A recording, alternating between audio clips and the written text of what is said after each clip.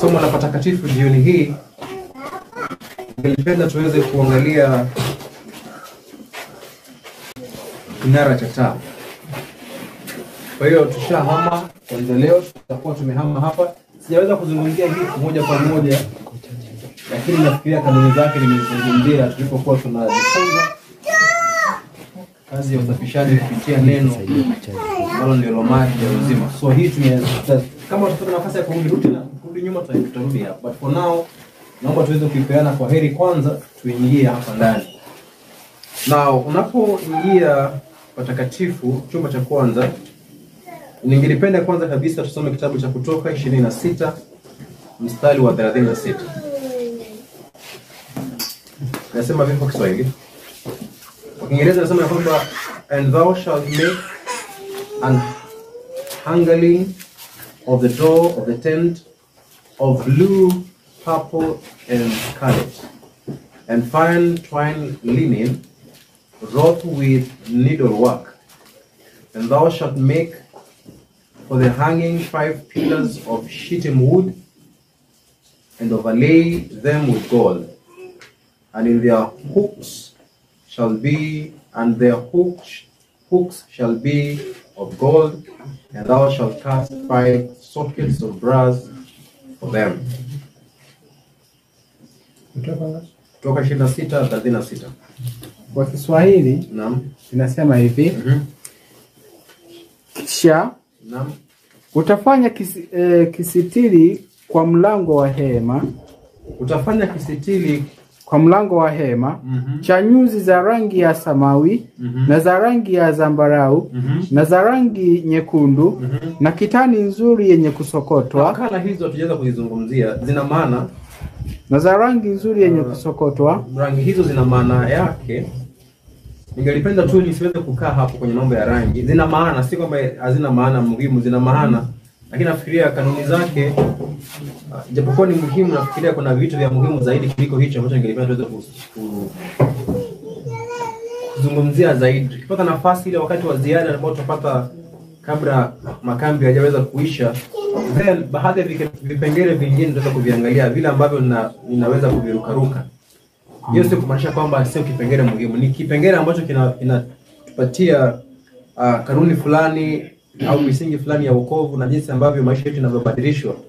Basi nafikiria niweze kuzungumzia mambo hasa ambao ni ya uzito zaidi.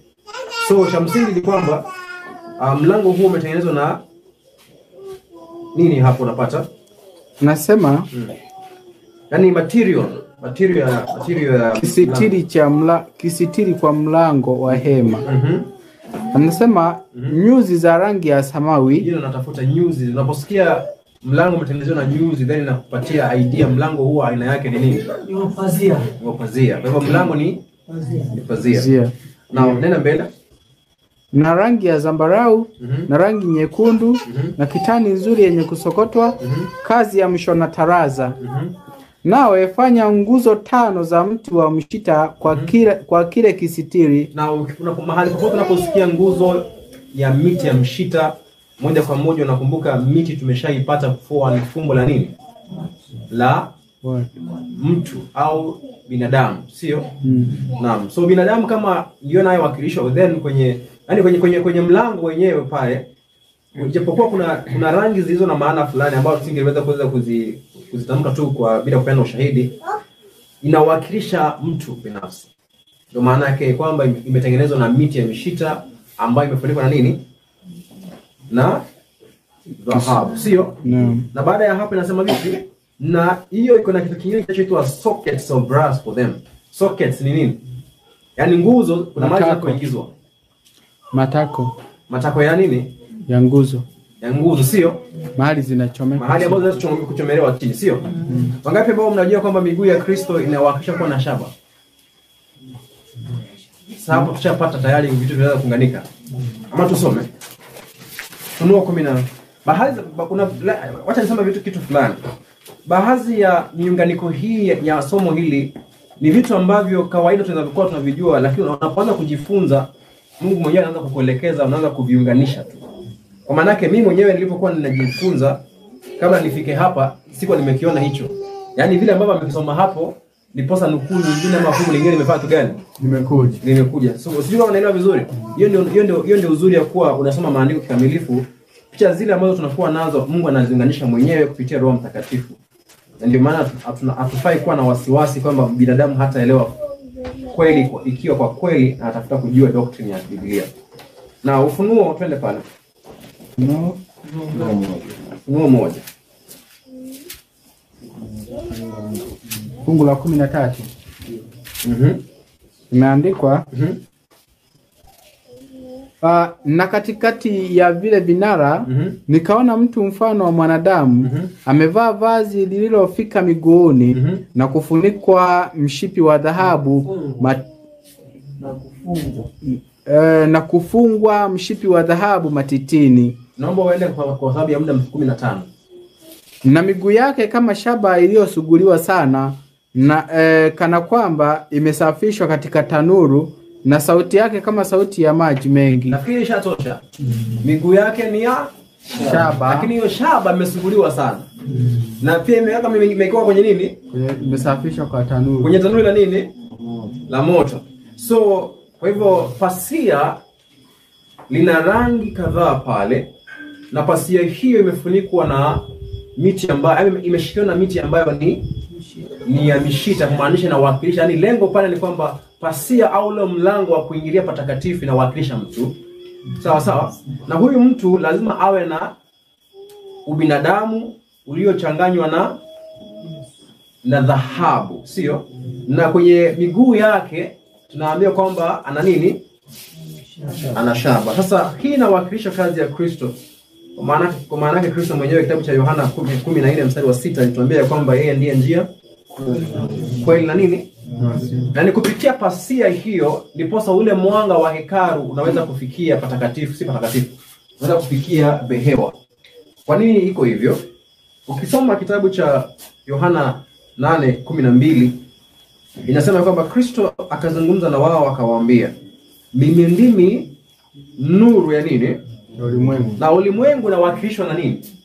Behewa ya nchi. Na anaposema ulimwengu hapa anazungumzia nini? Anaposema mimi ndimi nuru ya ulimwengu anazungumzia nini? Ulimwengu kwa maana ya dunia. Watu wa mataifa. Watu wote. Nuru ya ulimwengu maana ina. Yaani anaposema mimi ndimi nuru ya ulimwengu, anaposema neno ulimwengu hapa inawakilisha nini? Yaani hapo unaposikia nuru ni mahali ambapo kuna panagiza, sio? Kwa hiyo wakati ambapo dunia nzima ambao ni sisi wanadamu tulipokuwa kwenye giza, kabla uwe Mkristo, aliyekupatia nuru kutoka kwenye patakatifu ni nani? Ni Kristo, sio? Ndiposa wewe unapopokea nuru ile, anasema kitabu cha Mathayo, nao unakuwa nini? Nuru. Sio kama unaelewa vizuri. Kwa maana kunakuwa nuru kwa wengine baada ya kupokea kutoka kwa nani? Kwa Kristo. Nao pointi ya msingi ni kwamba pasia inayozungumziwa ilikuwa 15 feet square, yani 15 feet. Yani pasia, huu mlango tunaozungumzia hapa ndio tunazungumzia huu mlango wa pasia. Ilikuwa 15 by 15. 15 kwa nini? 15. Nao huu mlango ni mpana sana kwa mtu mmoja kuingia tu yani. Kama unajua Israeli nzima iko inaingiaga hapa ndani. Sio? Yaani hiyo ilikuwa tu ni mlango wa nini? Wa kuhani tu. Lakini ni mpana sana. Lengo la pale kuweka mfano ni kwa maana jinsi nilivyokuwa nimezungumza siku ya kwanza ya kwamba inazungumzia kwamba sisi sote binadamu tunao nafasi ya kumkaribia Bwana ikiwa tutachagua kufanya hivyo. Na ndio maana pia malighafi ya mlango huo ni kitu ambacho ukitaka tu kiondoa unafanya tu gani? Kiondoa. Hakina ugumu kama vile ambavyo ungechagua utengeneze mlango huo kuchukua katika tuseme mbao au katika chuma ama vitu kama hivyo. Nao Kristo alipokuwa duniani hapa alisema kwamba yeye ndiye nuru ya nini? Ya ulimwengu. Kumaanisha hivi kwamba ndiposa sisi tulio hapa nje tuweze kusaidiwa na huduma ya Kristo, inabidi nuru hiyo kwanza itufikie hapa kupitia huduma ya nani? Huduma ya Kristo. Tunaelewa mpaka hapo? Sasa tukishapata hapo, then tunaweza kuingia kupitia Kristo, anaweza kutusaidia kupata tafsiri ya mambo yaliyo hapa. Yaani tunapoingia hapa, Kristo kama njia ya Mungu, na tunapozungumzia njia tunazungumzia tabia ya mtu, kwamba kuna njia inayokuwa inapendeza machoni pa mtu, lakini mwisho wake ni nini? Kwa hivyo njia ni matendo. Njia ni matendo ya mtu. Kwa hiyo tunapoingia hapa, matendo ya Kristo yanatufungulia kuanza kuwa tunaweza kutafsiri na kuelewa mifano hii ambayo tumeachiwa hapa ndani kwenye chumba cha kwanza. Sasa ningelipenda kwanza kabisa tuweze kuangalia sehemu moja inayoitwa kinara cha taa. Kilichokuwa kinapatikana wapi? Kusini. Direction. Ni wapi ilikuwa? Kabla samahani, umesema nuru ya hapo patakatifu ambayo inapatikana kwenye hicho kinara ilikuwa inatakiwa itoke iwasaidie kule nje ya hema. Sasa na hapo tumeona kuna pazia, maana ilikuwa ni kama pazia lilikuwa lina muonekano kama transparent. No. Pazia haikuwa inafunika mpaka juu. Ilikuwa inakomea mahali fulani. Juu inapitia chini. Pita juu. Haikuwa transparent. But anyway, vinginevyo tutaendelea kujenga mwenyewe. But sasa tuingia katika sehemu hii kwenye chombo cha kwanza ambayo kitaka tuzungumzia ni kinara cha taa. Na kinara cha taa tunajua kiwa inapatikana wapi? Patakatifu. Yaani sehemu ipi yani? Yaani direction. Upande wa kusini. South. South ni wapi? Mashariki. Kusini. Ni kusini. Sio? So kusini ndipo tunapata kinara cha taa kilikuwa kimewekwa. Sasa tunapozungumzia kinara cha taa jinsi ambavyo kimewakilishwa katika maandiko kilikuwa kimetengenezwa na nini? Ndio kimetengenezwa na dhahabu safi. Lakini kuna kitu kimoja ambacho tunafaa tuweze kutofautisha hapa. Kinara hiki, labda ningependa tuweze kusoma maandiko jinsi yanavyosema, ndiposa tuweze kuona kama tunaweza jifunza kitu fulani hapo. Maelekezo juu ya utengenezaji au ujenzi wa kinara hicho.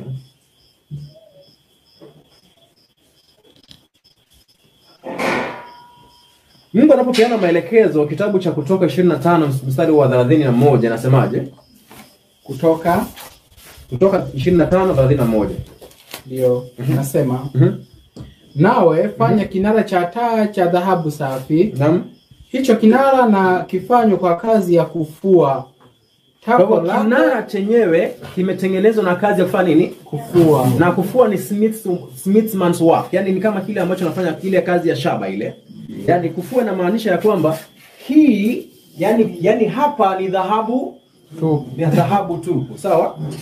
Alafu ambayo imefanywa kitu gani?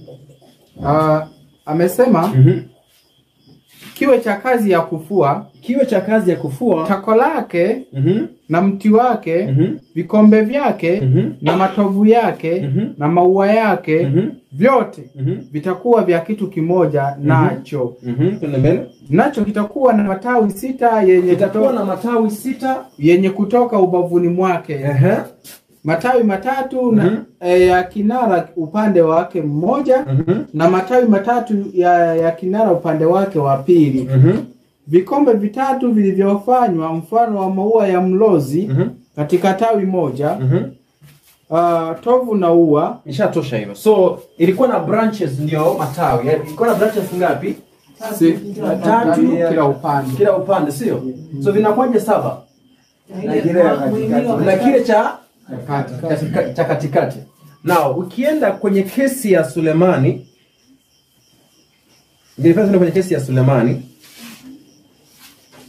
kama sijakosea ni Second Chronicles, hiyo ni mambo ya nyakati kitabu cha 4:7. Yasemaje? Nyakati wa pili 4. Yes, nasema fungu la 7.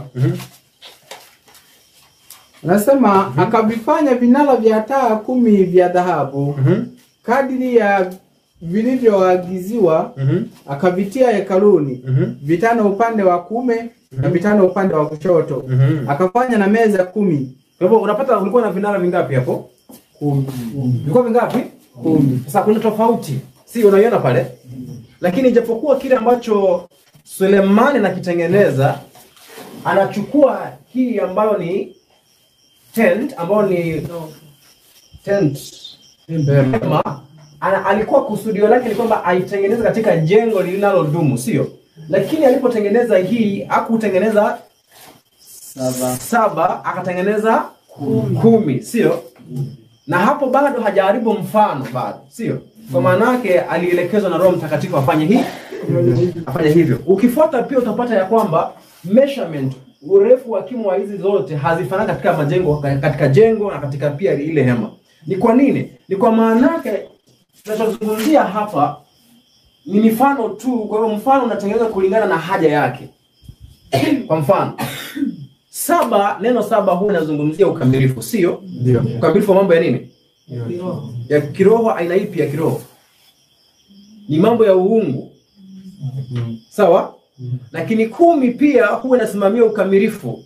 Lakini inakuwa ukamilifu wa mambo ya kiroho, inaweza kuwa mambo ya duniani hapa au ya wapi?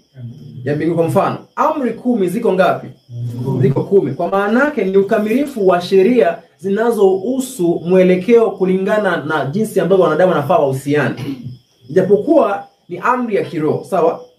Lakini pia wanawali walikuwa wangapi? 10. Walikuwa 10. Sasa hapo ndio unapata mfano wa Kristo. Mbona yeye aliona kwamba umuhimu wa kuweza kuelewa kazi ya msafishaji wa hekalu lile, akatumia wanawali 10 kuwakilisha kazi ya vinara ngapi? 10. Tunaona vizuri pale? Okay. Kwa hivyo point ya msingi hapa, turudi sasa katika mfano wake halisi. Mfano wake halisi hapa ni kwamba kulikuwa na branches ngapi? 3 na 3 na moja katikati ambayo ni tunaita kwa the main stalk. Sijui kama itakuwa nimesema the right thing. Isaiah 11 mstari wa 10. Isaiah 11 mstari wa kwanza inasemaje? Isaiah 11 mstari wa kwanza. Ndio. Now by the way, sijui kama mnajua kwamba nambari 6 ni nambari ya binadamu. Mnajua hicho? Nambari 7 ni ukamilifu wa nini? Wangapi ambao wanajua kwamba zile rangi za rainbow ni upinde wa mvua, okay. Wangapi ambao wanajua kwamba rangi za upinde wa mvua ya movement ya ushoga ni 6? Unajua? Azikuwa ngapi? Zinakuwa ngapi? 6. Kwa nini 6 na wala sio 7? Na upinde wa Mungu unakuwa na ngapi? 7. 7 inadhihirisha ukamilifu wa mambo ya uungu. 6 ni kazi ya binadamu, ni namba ya binadamu inayoashiria uasi. Sio tu counterfeit, yani ni kitu ambacho kinafanywa makusudi kwenye ujeuri. Sawa? Kwa maana yake Mungu alipoumba vitu vyote katika siku 6, ya 7 akaona aiongeze pale ikamilishe wiki mzima, sio? Ndiposa alipopumzika vitu vyote alivyovifanya vikawa nini? Sawa. Zikawa vema vinavyofurahisha, sio? Kwa hivyo siku ya 7 ni kufurahia ukamilifu wa nini? Wa kazi ya nani? Ya Mungu. So 6 huwa inakuwa ni namba ya binadamu inayowakilisha uasi wa nani? Wa huyo nani? Huyo binadamu. Ndio mtaona vizuri. Na ndio maana namba ya mnyama ni ngapi pia? Ni 6. Yaani uasi huo wa binadamu huwa ni uasi katika roho, 6 ya kwanza, katika nini? Nafsi, na 6 ya ngapi? Alafu mwisho ni 6 ya mwisho katika mwili. Yaani kwa mfano, sijui kama mnaelewa. Namaanisha hivi. Twende kitabu cha Wathesalonika.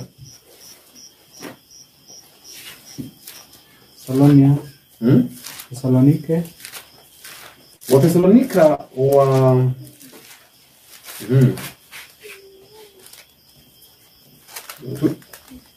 wa kwanza 5:23. Nasema, Mungu wa amani mwenyewe, Mungu wa amani mwenyewe awatakase kabisa. na anapowatakasa kabisa mnakuwa wakamilifu, sio? Ndio. Okay, awatakase kabisa au muwe wakamilifu. Namba inayosimamia ukamilifu huo ni gani katika mambo ya Mungu sasa hapo? Ni 7. Ni 7. So muwe wakamilifu 7, sio?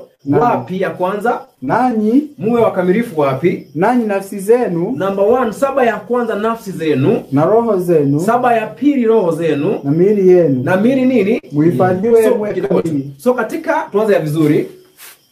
Roho zenu, Mnapokuwa wakamilifu katika roho ndo number 1, 7 ya kwanza. inaanzia nafsi. Okay, nafsi Na 7 ya roho. kwanza. Roho, kwa hivyo nafsi, roho, hiyo Na 7 ya miili. pili na miili. Mnakuwa wakamilifu ambao nakuwa ni kwamba ni 7, alafu nini? 7. Ukifika katika hali hiyo utakuwa yani Mungu atakuwa amekamilisha ile siri ya nini? Ya utaua, sio? Kwamba atakuwa anaonekana ndani yao katika nini? Katika mwili, katika roho, jinsi maneno yalivyoandikwa hapo. Katika nafsi, Katika nafsi, katika roho, katika mwili. Haya, kuna ile siri nyingine ya nini? Ya uasi. Ya uasi, ambao tulisema ni kwamba ni shetani kujidhihirisha kwenye hekalu la nani? Kwamba ukamilifu, badala uwe ukamilifu wa Mungu, atakuwa ni shetani amekomana kukolea katika nini? Katika hekalu. Katika hekalu la nani? Kwa hivyo nafsi itakuwa nini? Ni 6. 6, alafu roho ngapi? Alafu mwisho ya hapo mwili 6. Hiyo ndio nambari ya mnyama. Nao kumaanisha kwamba siku za mwisho watakaopokea alama ya mnyama si jina la papa.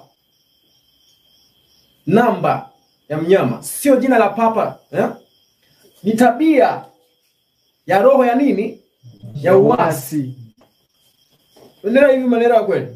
Ni roho ya nini? Ya uasi. Ya uasi. Wewe ukitaka kubaki kwa ile vicarious everyday, wewe endelea kubaki hapo. Mimi sina shida na hiyo. But cha msingi hapo mimi naileta katika uasilia wake. Kwa tunapokuwa tumerithi roho ya uasi, shetani atakuwa anadhihirika katika miili yetu, katika nafsi yetu na katika nini? Roho zetu. Sawa? Sasa hiyo ni nambari 6 tu ambayo tunazungumzia. So hii nambari 6 inazungumzia binadamu. Sawa? Sasa ndio ikuwe kamilifu inahitaji nini? Ya 7. Sio? Hii ya 7 ni nani? Ndio sasa hii ikuwe kinara ambacho ni kinara 7 na wala sio nini? Sio 6. Hii ukisoma kitabu cha Isaya 11 mstari wa kwanza anasema ya kwamba ndio inasema naam, basi itatoka chipukizi katika shina la Yese. Itatoka chipukizi katika shina la nani? La Yese. Na unapozungumzia shina ni nini? Shina ni nini? Shina. Stem. Now stem kwenye hapa, stem ni wapi? Stem ni wapi? Hapa chini. Katikati. Kutoka chini mpaka juu huwa inakuwa ndio nini? Ndio stem ya mti. Yaani sio kama mnanielewa? Yaani ukitoa matawi kinachobakia ndicho kinachoitwa nini? Inaitwa shina. So kutatoka chipukizi kutoka kwa katika shina la Yese na tawi litakalotoka katika mizizi yake. Asante, natosha hivyo. So tawi hili ambalo tunalizungumzia hapa kwenye kitabu cha Isaya, tumekipata pia tawi hili kitabu cha Zakaria. Nakumbuka ambaye tawi ambaye atatoka pahali pake aje kujenga nani? Hekalu la nani? So tunashajua kwamba tawi hili ni nani? Ni Yesu nani? Yesu Kristo. Ni wakati tu ambapo, sikizeni vizuri, ni wakati tu ambapo binadamu ameunganishwa na Kristo ndiposa anaweza kuwa taa kwa ulimwengu. Hiyo ndio principle ambayo Mungu alikuwa anataka kutufunza hapa. Hamna wakati wowote ule mimi kama Wycliffe ninaweza kuwa nuru kwa mtu awaye yeyote hadi wakati ambapo nitaunganishwa na nani? Na Kristo. So Kristo mwenyewe anapozungumziwa kwenye kitabu cha Yohana 1:9 anasema kwamba yeye ndiye nuru ya kweli. Nuru ambayo imekuja kwa kila mtu ambaye yupo duniani. Lakini tunajua kwamba walikataa nuru hiyo, sio? Kwa maana walipenda matendo ya nini? Matendo ya giza au matendo ya uovu. So Kristo ndiye nuru. Sisi tunakuwa ni wale ambao wanapokea nuru yake na kuiangaza. Ni wakati tu ambapo tumeungana naye ndiposa nitaweza kuwa nuru kwa binadamu awaye yeyote. Mpaka hapo tumekubaliana vizuri? Tumeelewana mpaka hapo? So tunapokuja basi hapa ndani inawakilishwa kazi ambayo Kristo anaitenda kwa kanisa lake. Yaani hapa ni kazi ambayo Kristo anatutendea wakati ambapo tupo kwenye giza tayari. Sawa? Anapotuchukua jinsi ambavyo tulivyo na anaanza kutubadilisha, kutupatanisha, mwishoni makusudio yake ni kwamba atuunganishe na kanisa lake, ndiposa ndani ya kanisa yake aendelee kazi ya kutusafisha kwa kila siku, ambayo ndio hiyo inayowakilisha katika kazi ya patakatifu. Sawa? Kazi ya patakatifu ni kazi inayofanyiwa, ni huduma ya Kristo ya uombezi, lakini inayolenga kanisa duniani. Sawa? Na kanisa hili duniani pia lina wenzao tumewasoma tayari, ambao ni malaika wapi? Kwenye ule mlima wapi? Unakumbuka ule mlima mtakatifu ni Zayuni, sio? Mahali ambapo malaika pia wanahesabika kuwa ni the General Assembly. Kwa Kiswahili ilikuwa namna gani? Mkutano takatifu, sio? Kwa hiyo tunaunganishwa tu na wao. Yaani wao ni mandugu zetu, ndiposa yule malaika aliyetumwa, kama sijakosea naamini ni Gabriel, aliyetuma ampatie ujumbe mtumishi Yohana, alimwambia usiniabudu kwa maana mimi ni nini? Ni mjoli mwenzako. Siko anaelewa vizuri? Kwa maana yake tunaunganishwa na kanisa la Mungu lililo wapi? Hiyo ndio General Conference ya kanisa letu, okay? General Conference ya kanisa lenu inapatikana wapi? Inapatikana mbinguni. Na mission field yenu ni wapi? Tunaambiwa mission field yetu ni dunia nzima.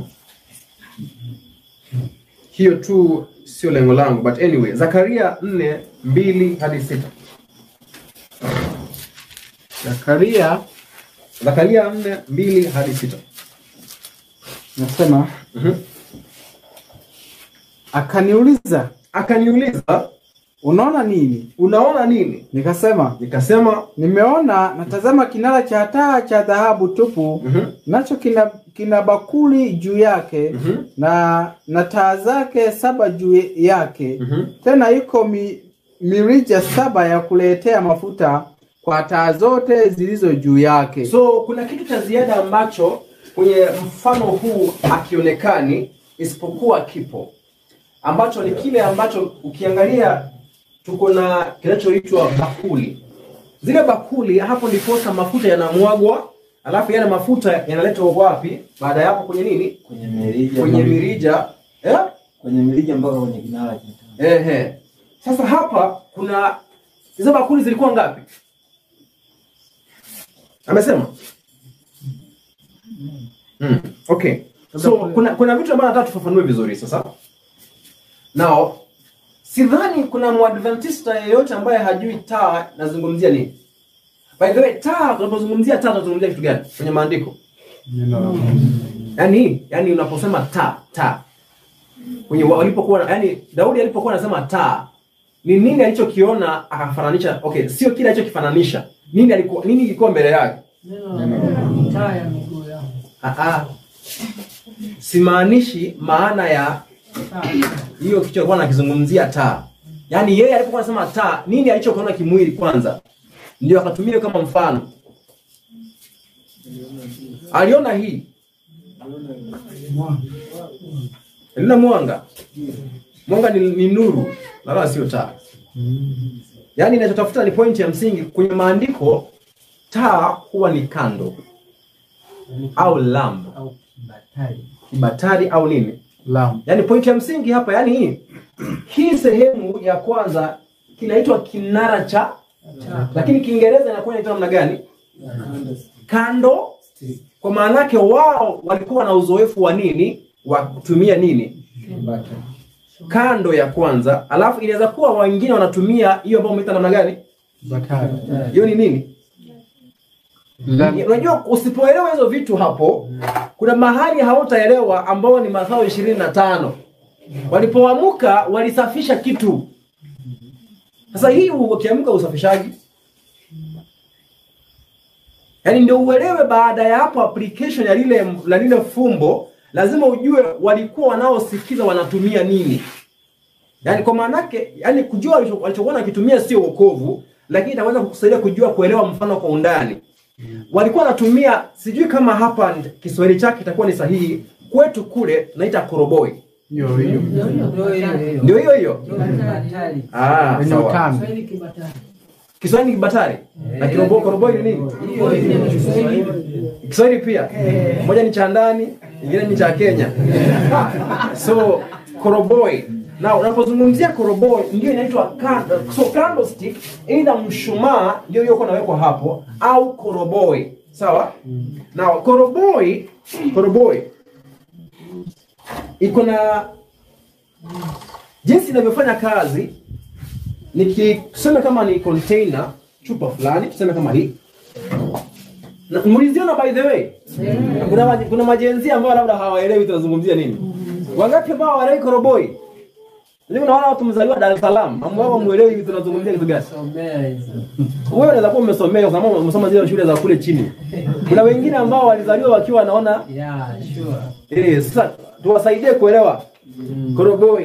Koroboi ilikuwa inakaa kitu kama hii, alafu walikuwa wanaweka kitu kama blanketi, utambi. Na before utambi ukuje, baba yako na mama yako kwa wanatumia nguo mzee. Ndio. Sawa? Ndio. Sasa huyo wanaweka hapa, alafu kulikuwa na kitu fulani wanafunga hapa, inafinya. Kwa hivyo walikuwa wanawasha hapa, alafu inavuta mafuta. Asubuhi ilikuwa unafaa ukiamka usafishe, yani umaanisha kutoa ile uchafu, alafu usongeshe kitambaa nini? Ndiposa unapoenda kuosha jioni inang'aa zaidi, sio? So wanawali wapumbavu walipoamka wakapata number 1 mafuta hayapo. Ikawabidi waende wanunue nini? Waliporudi tunaambiwa walianza kutafuta kusafisha taa. Kusafisha hiyo taa ni kwenda kutoa ile uchafu ya nyeusi na hiyo kinini hiyo utambi usongeshwe mbele ndiposa ukiwaka uko unang'aa, sio? Ile kazi ndio ambayo kuhani alikuwa anafanya hapa ndani. Sawa? Sasa hapo kuna mahali ambapo tunaenda kugoma kitu. Kwa hivyo Kristo mbinguni, hiyo ndio kazi anaoifanya. Bwana mnacheka jamani, nauliza swali ndio serious sana. Kwa hivyo kwa maana Kristo mbinguni, au sisi maji ya wenyewe. Pole lakini. Haijaguza. Nimeona kama imeguza kidogo, usidanganye. Kidogo tu. Haya, point ya msingi ni kwamba Kristo huwa anafanya kazi ya huduma kwenye kinara cha taa. Sasa swali lako jiulize, huwa Kristo jioni anapoamka, kwanza kumbuka tuko tayari kwenye kichwa chetu, jioni ya huko hatujui hata kwanza. Ni jioni inaokaa aje, sio? Sasa wewe unataka kuniambia kazi ya huduma ya Kristo nao ifanya kwenye chumba cha aliyokuwa anafanya kwenye chumba cha kwanza, alikuwa anaenda kwenye koroboi asafishe. Wewe Mungu naye unayemjenga hivyo jamani. Yaani sijui jamani. Kuna mahali ambapo mimi nashangaa. Umefika pahali ukajiuliza nilikuwa naamini kitu waje. Yaani kama vile aliyechanganyikiwa. Kama vile ambaye kama amekata kichwa. Nani amekata kichwa? Yaani kama kuko aliyekata kichwa hivi. Kwamba anaenda tu. Unaenda tu lakini hauna mwelekeo mahali kwa unapoenda. Wewe bora tu unafanya nini? So ukianza kuuliza na vijuzi vizuri, yani sikizeni vizuri. Sasa hapa haimaanishi tuinue reason filosofia zetu juu ya maandiko. But the same time huyo Mungu mmoja anasema kwamba nilikupatia akili uitumie. Sio mnajua? Mungu alitupatia akili tuzitumie. In fact, kuna nukuu inayosema ya kwamba God wants us to use common sense. Mnajua ipo? Ndio. Wangapi mmesoma nukuu kama hiyo? Mnaongea huku nje, mnaongea nini? Hao ambao mnaongea kule ndani, mnakiongea mnasema kwa sauti. Naomba nifungue nukuu. Mungu anahitaji, alipotupatia akili, hakutupatia akili tuziraze. Alitupatia akili zinazofanana na yeye zifanye tu gani? Zifanye kazi, sio? Lakini hapo tusiinue akili yetu juu ya nini? Ya Mungu. So kuna vitu vingine ambavyo Mungu hawezi kuita uviamini. Ndio maana mzee mmoja kama sijakosea, sijui kama ni Joseph Bett, alipokuwa anazungumza mambo ya utawa anasema ya kwamba nina uhakika Mungu ametuambia Mungu anaweza tuamini vitu vingine ambavyo ni vigumu kuvielewa, lakini niko na uhakika Mungu hajatuita tuamini vitu ambavyo have make common sense. Anataka kwanza mniambie vile ambavyo 3 = 1. Anakuambia hiyo make nini? Sense. Alafu kama sijama kama ni Joshua Manane. Nafikiria mmoja aliuliza baba yake akamwambia, "Hebu nieleze jinsi ambavyo wewe baba at the same time unakuwa wenye umri kama mimi nini? mwana, na mimi mwana nakuwa kwenye mdogo pia, at the same time nakuwa kwenye umri Kama wako. anasema hiyo I make what? Makes sense. Anasema Mungu hajatuita tuamini vitu ambavyo vinaenda contrary to common what? Common sense. Common sense. Sasa hapa mwalimu, unajua sasa hiyo ni Ugiriki, kuinua mawazo ya binadamu juu ya nini? Juu ya Mungu. But Mungu mwenyewe anasema hivi, sikizeni vizuri. Hebu kidogo. Naomba nisome hiyo nukuu ndiposa tukitoka hapa tusije tukakosa kuelewa pointi yangu ilikuwa gani, mtu akatoka vibaya. Naomba nifungue. Ukitangulia kuifungua kama unaijua, unaisoma tu unaniambia inapatikana mahali fulani. Hapa ninacho challenge ni hii. Nataka mnielewe vizuri. Ninacho challenge ni hii. Kama tumeambiwa kwamba Mungu alionyesha Musa kitu kinachokaa hivi, kwa maana yake mbinguni kuna kitu kama hivi, sio? Mahali ambapo watakuwa wanafanya hapa kinafanana kile ambacho Kristo anakifanya kule. So Kristo kila asubuhi anawasha taa ya maana ya kufanyia nini? Ama anafunza malaika kupitia taa. Wanahitaji jua wala mwezi.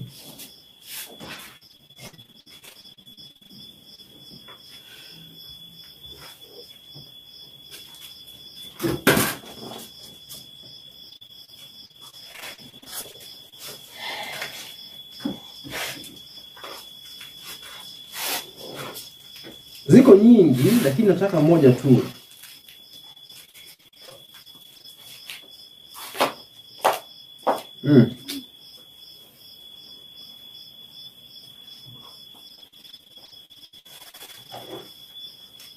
Tunapoendelea kutafuta hiyo nukuu, kwa maana ya muda, ningependa tuweze kuangalia kitu fulani. So kuhani mkuu alipokuwa anaamka asubuhi, naomba tuende kwenye kitabu cha kwanza kabisa ni Walawi 4:6. Walawi sura ya 4 fungu la 6. Ndio imeandikwa. Kisha kuhani atatia kidole chake katika hiyo damu na kuinyunyiza damu mbele ya Bwana mara 7 mbele ya pazia la mahali patakatifu. Walawi 4 fungu la 6. Walawi 4 mstari wa 2. Mstari wa 2.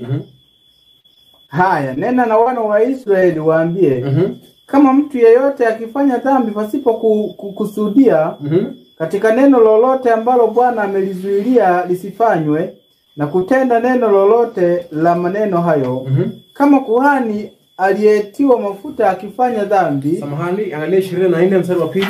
Naam. 24. Mambo ya Walawi hiyo. 2. Imeandikwa. Waagize wana wa Israeli kwamba wakuletee mafuta ya zeituni safi. Wakuletee mafuta ya zeituni safi ya kupondwa. Sawa. So wana wa Israeli ndio waliokuwa wanaleta kazi ya nini? Wanaleta kitu gani? Mafuta safi ya mzaituni, sio? Ndio. Yaliyofanya nini? Ya kupondwa kwa ajili ya nuru. Kumbuka pia kinara hiki kilikuwa kimetengenezwa kupitia mfumo, au kupitia kazi ipi, au kupitia method ipi? Kufuliwa. Juno nena kufuliwa ni sawa sawa na kupondwa pia. Ni beaten work.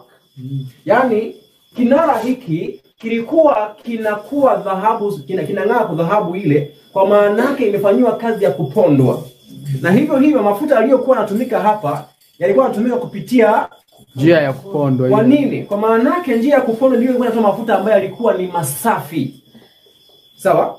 Sasa hapa kuna point fulani ya msingi ambayo tunapata mbili. Ya kwanza ni kwamba wana wa Israeli walikuwa na mchango wa kufanya taa hii iendelee kuwaka. Siko unaelewa vizuri? Walikuwa na mchango wa kufanya taa hii ifanye kitu gani? Endelee kuwaka. Kwa maana yake walikuwa wanajumuishwa, ndo neno, ndo sentence. Wanashirikishwa. Sio? Kwa hivyo kwenye mpango wa wokovu ndiposa tupate mafuta haya ambao ni fungo kwenye maisha yetu, lazima tufanye kitu gani? Tuhusike. Lazima tuhusike. Hiyo ndio point ya msingi pale. Lazima tuhusike, lakini pia mchakato wa kufanya kinara hicho kiwe kinawaka dhahabu safi ni mchakato ambao inaweza involve ama inaweza husisha process au mchakato ambao una involve pain,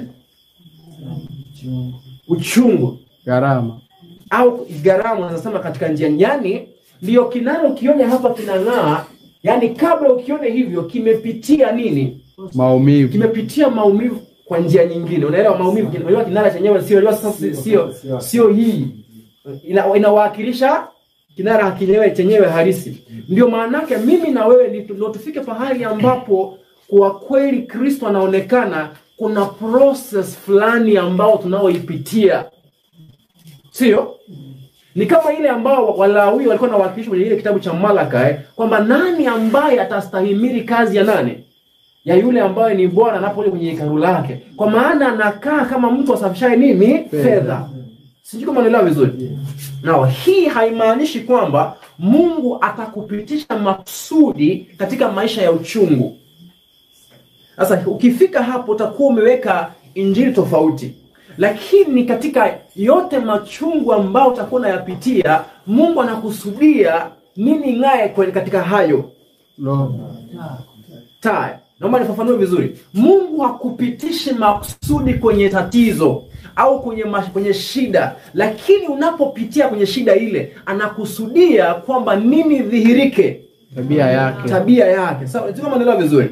Kwa maana yake tabia yake tayari alishakubadilisha huku. Kwa hivyo ni kupitia yeye ndiye anayekushikilia, anayekuokoa kutoka kwa majaribu yale. Na wewe unapokuwa unaokolewa kutoka kwenye majaribu yale, anakusudia ya kwamba tabia yake iendelee kufanya kitu gani? Kuonekana. Lakini usije ukasema ya kwamba Mungu huwa anatuletea nini? Nafurahia maumivu yetu. Si tatu kufurahia.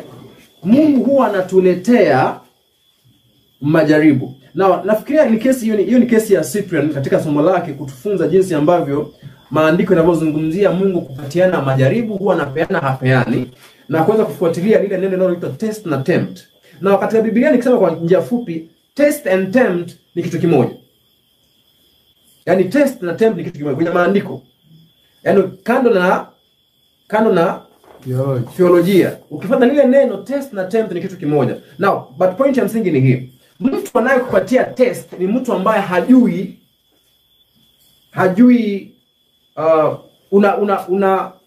yani kiwango chako. Hajui kiwango chako. Kwa hivyo test makusudio yake ni kupima ajue, sio? Na Mungu anajua kile tulicho. Sawa? Kwa hivyo yeye hahitaji kutupatia mtihani ndipo atujue chochote. Sawa? Now, in fact, na mtu anayefanya pia tempt, makusudio yake ni ufeli. Ndio naelewa vizuri. Hamna mwalimu yeyote ambaye anakupatia mtihani ndio upite. Unless Tanzania hapa. Mimi Kenya kule najua kwamba mwalimu makusudio kupatia mtihani ni kudisapprove kwamba haujaelewa, ndio urudie darasa. Lakini kwenye maandiko Mungu yeye katika mchakato wa majaribio, yeye huwa anatuokoa kutoka kwenye majaribio. Yeye ndiye anayetushikilia katika nini? Katika majaribio. Sawa? Nafikiri hiyo ni kesi nyingine. Mkitaka tuingie ndani kwenye kesi hiyo kwa undani zaidi, tunaweza ingia. Hapo kunajua kuna mambo yanaingia katika kwamba Mungu akamjaribu nani? Ibrahim. Hiyo nafikiria kuna kesi ambayo tunafaa tuangalie hapo. Barua moja ya Ellen White nao itafuta ni hii, lakini kuna nyingine naamini ya kwamba barua moja ya Ellen White 17 LTMS anasema hivi: we must learn to use sanctified common sense. Ni lazima tujifunze kutumia akili zetu zilizotakaswa. Unaelewa? Lazima tujifunze kutumia nini? Akili zetu. Na anaposema zilizotakaswa, sasa hapa nakuambia usitumie nini? Usitumie akili aina ipi?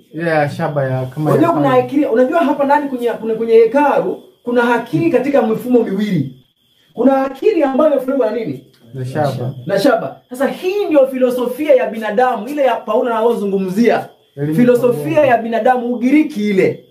Yaani hiyo ndio ambayo Mungu huwa anachukizwa nayo. Hiyo ndio ambayo kwake ni nini? Ni machukizo. Ni ujinga. Ni upumbavu anasema hivyo. Na hapo sijatumia maneno makali. But cha msingi hapa anasema tusitumie akili ya aina hii. Tutumie akili iliyobadilishwa, ni akili ya shaba, kwa maana yake kwenye kioo cha tabia iliyodhihirishwa ya nani? Ya Kristo. Lakini Mungu cha msingi, point yangu ilikuwa ni kwamba anahitaji tutumie common sense. So swali. LT. 17. So inaanza 17 LT. 17 LT MS. Umeandika hiyo? Yes. Kuna nyingine nitawatafutia 1902. 1902 paragraph ya 57. Kuna point nyingine ambayo anazungumzia kwamba Mungu angelipenda tuweze kutumia common sense. Ipo mahali pengine. Now turudi katika kitabu cha Leviticus. Leviticus 24:6 cha somo ya kwamba Walawi walikuwa wanaleta mafuta, si Walawi samahani. Wana wa Israeli. Wana wa Israeli. Oh! Kuna kitu nimesahau. Wagani waliokuwa wanaleta kuni hapa? Kwa maana yake moto huu haukuwa unafaa uzimike. Wangapi wanaojua hivi? Mimi nilijua ulikuwa ndio haufai uzimike. Lakini ni wakati ambapo unaendelea na kazi ya kuteketeza kafara, kwa sababu nilikuwa najua unatoka kwa Mungu, hauashwi na mtu kwa kiberiti. Kwa hiyo nilikuwa kila wakati wakitaka unashuka. Oh, kila wakati anashusha. Ni jaribu nzuri. Lakini moto ulioshushwa na Mungu ni mara moja peke yake. Wakati ule ambapo walipokuwa wanaweka wakfu hekalu hilo. Ndio wakati pekee alishusha moto. Kuanzia hapo ilikuwa ni kazi ya kuhani waliokuwa wanafanya kazi hapo, ku make sure huo moto miaka yote hauzimi. Sasa moto kuzima haimaanishi ya kwamba uko unawaka ile flame kabisa. Flame kabisa. Yaani makaa yabaki hapo kwamba kesho wakihitaji kutumia madhabahu hayo, wanachofaa wakifanye ni kuweka kuni na kuchochea, yani kupepea moto ule uendelee kuwaka. Kwa maana yake hakuna kuwasha moto mwingine mgeni.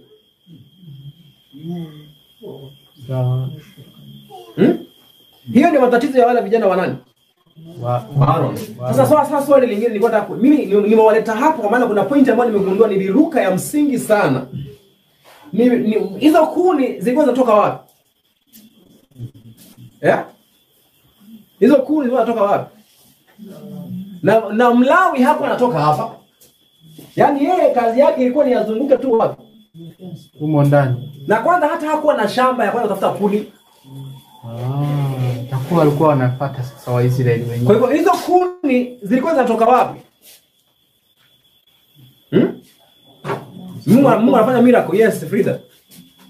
Nikifanya reference ya kisa cha Ibrahim na Isaka, na hisi yule mzambi alikuwa akileta mnyama anakuja na kuni zake. Okay. Ukileta kafara kuja na nini? Nafikiria hiyo ni wazo nzuri. Si unaliona mahali linapotoka? Kuna mkielezo kizuri hapo. Now, wakati wa yes. Kuna Wanaisraeli watakuwa kuzileta, lakini pia baadaye kwenye ile hekalu ya Suleiman kuna ile sikumbuki jani ile ambayo itakuwa waume walikuja kufanya mapatano nao. Wakaamua kazi yao watakuwa ni watumishi kama Gibeon. Yes, Gibeon. Kazi yao ni nini? Kazi ya shoka. Haya maagizo nani aliyatoa?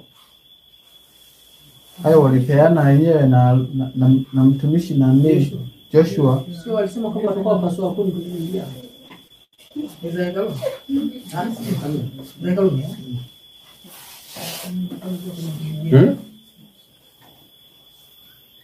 Okay, sawa. So kuni vile ambavyo mmesema kuni zilikuwa zinaletwa na wana wa Israeli wenyewe, kama vile walivyoleta mafuta kwenye kinara. Kama vile walikuwa wanaleta mafuta kwenye nini?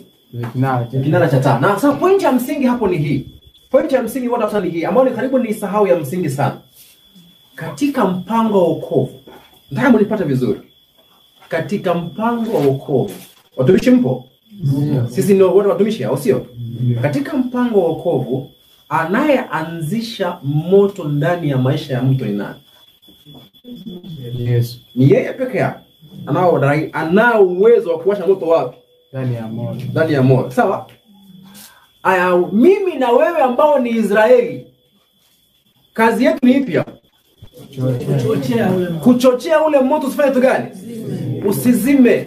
Kwa hivyo mimi na wewe juhudi ambao tunafaa tuzitie kwa maisha ya mtu mwingine ni kutiana nini? Joto au moyo, ndiposa ule moto ambao Mungu anauanzisha ndani ya maisha yetu usifanye kitu gani? Usididimie. Nafikiri ni pointi ya msingi sana katika kuiangalia kwamba Mungu anapoanzisha maisha, nafikiri hii ndio kazi ya nurture and retention. Nurture and retention inamaanisha kukuza nyoyo za wale ambao ni nini? Wanyonge. Ni wanyonge. Wachanga. Ile ambao Kristo anamwambia kwamba wakati ambapo utaongoka lisha nini? Malisha wenzio. Nani wenzio? Anazungumzia kondoo ipi? Aliambiwa maneno mawili. Na kwanza aliambiwa hivi, Petro, wewe nimekuombea imani yako isitindike, lakini ukiongoka waimarishe wenzio. Ile la pili aliulizwa hivi, unanipenda Simoni? Akasema wewe Bwana unajua. Kaulizwa mara nyingine na baadaye akaambiwa kila akiuliza anaambiwa lisha kondoo zangu. So kuna watu sema wachanga katika imani. ndio alisema hicho. Nafikiria kama za kusema.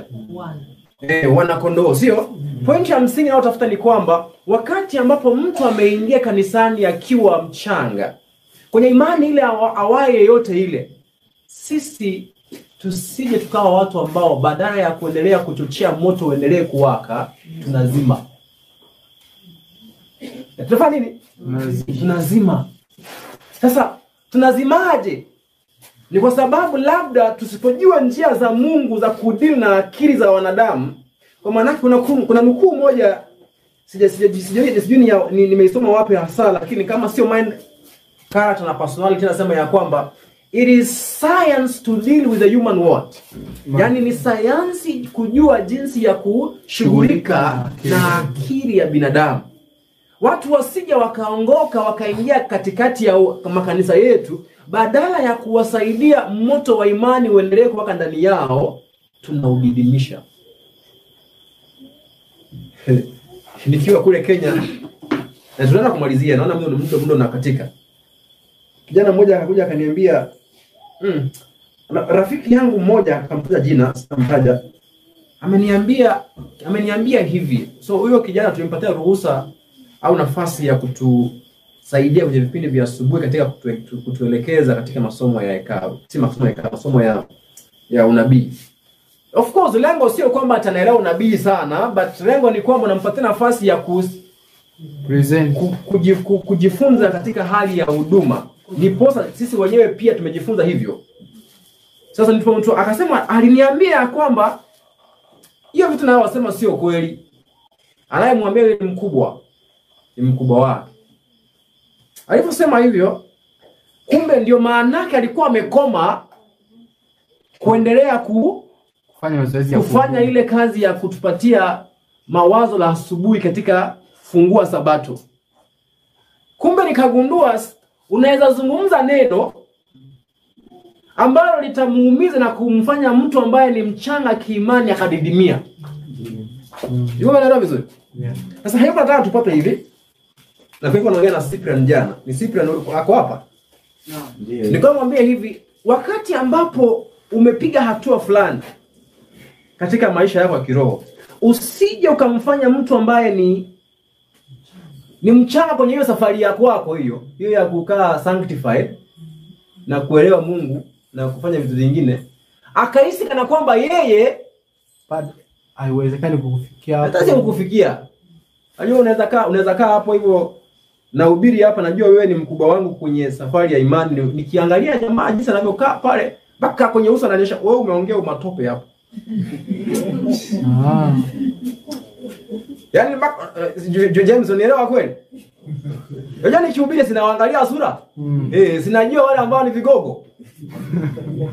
So nikikaa hapa naangalia ile sura ile. Kuna wakati nahubiri kwani nimekosea? Sio kama nielewa vizuri hivi. Sasa unapokuwa katika safari ya imani, usije ukafanya mtu ambaye ni mchanga, badala ya kumpatia tumaini na moyo apige hatua, unamdidimisha, mtia hofu. Sasa hapo ni kila mtu ajioje jinsi ambao Cyprian alisema ya kwamba mimi katika maisha yangu, wewe ujiangalie ni katika vitu vipi, matamshi yapi au katika mtazamo upi naweza fanya kitu nikamkatisha tamaa mtu mwingine. Sawa? Nafikiri hiyo ni by the way tu. Now, so Waisraeli ndio waliokuwa na mafuta ambayo yalikuwa yanafanya kazi pale. Sasa cha msingi hapa sasa ambayo tunataka tufanye tunapomalizia ni kwamba hebu naomba mtu alisomee anisomee mstari wa 3 Walawi mahali tulipokuwa. Walawi 24 mstari wa 3 na mstari wa 4. Nasema hivi. Naam. Hapo nje ya pazia la ushahidi. Hapo nje kwenye Hapo nje ya pazia la ushahidi. Ndani ya hema ya kukutania. Hiyo lazima uunganishe na ile ya pili ya kwamba taa hizi zilikuwa zinawekwa nje ya pasia, yani pasia mbele ya pasia. Nje ya pasia, yani pasia nje yake, yani hapa. Ndio ilikuwa inawekwa hiyo kinara. Twende mbele. Mwalimu ngoja kwanza. Kuna direction tulipeana wakati ule, kasema ni sawa tukiingia. South. But south sasa si mbele yake basi. Ama iko wapi na? Sema kuna ingia hekaluni, sio next. Kwani unaingia hivi? Yaani anaonyesha hivi. Sio next na hekalu. Yaani si lazima ikuwe moja kwa moja hapa, but iko nje ya. Okay. And the difference ni sawa. Nje ya nini? Pazia. Ya pazia. Nasema hapo nje ya pazia la ushahidi, ndani ya hema ya kukutania. Ndani ya hema ya kukutania, Haruni sasa. Aroni atafanya nini? Ataitengeza tangu jioni hata asubuhi mbele za Bwana daima. Nini? Asubuhi mbele za Bwana daima. Ni amri ya milele katika vizazi vyenu. Asante sana, naomba ukae. So kazi ya Aaron ilikuwa usiku mzima make sure ile taa nafanya kitu gani? Inawaka. Sawa? Kwa hiyo mafuta yako wapi? Yako pale. Lakini cha msingi asubuhi inapofika lazima pia aisafishe ile taa kwa maandalizi ya nini? Ya jioni, sio? Sasa hiyo kazi ya kuitengeneza ni ile kazi nao wakilisha napoenda kumalizia na kitabu cha Mathayo. Twende hapa. Mathayo hapa nataka niende nimalizie principle hiyo. Now lengo langu sasa hapa ni kwamba nataka tuweke practicality ya kazi hiyo ya madhabahu. Sawa? Katika mfano ule wa Kristo kitabu cha Mathayo 25. Ndio. Twende kwenye wale wanawali wanaotuwakilisha sisi. Mstari wa 3 unasemaje? Sema hivi. Wale waliokuwa wapumbavu walizitoa taa zao wasitoe na mafuta pamoja nao. Bali wale wenye busara walitoa mafuta katika vyombo vyao pamoja na taa zao. Hata bwana harusi alipokawia, wote wakasinzia wakalala usingizi. Lakini usiku wa manane akawa kelele. Haya bwana harusi tokeni. Haya wakasikia sauti. Bwana harusi amefanya kitu gani? Anakuja tokeni. Mara wakaondoka wanawali wale wote. Wakazitengeneza taa zao. Hapo hiyo sentence. Wakazitengeneza taa zao. Na ile sentence kuzitengeneza taa zao kwa Kiingereza inasema trim. Sasa kutrim ni ile kazi ya kuzisafisha. Kwa maanake kwamba uchafu uliokuwa umeonekana baada ya utumiaji wa nini?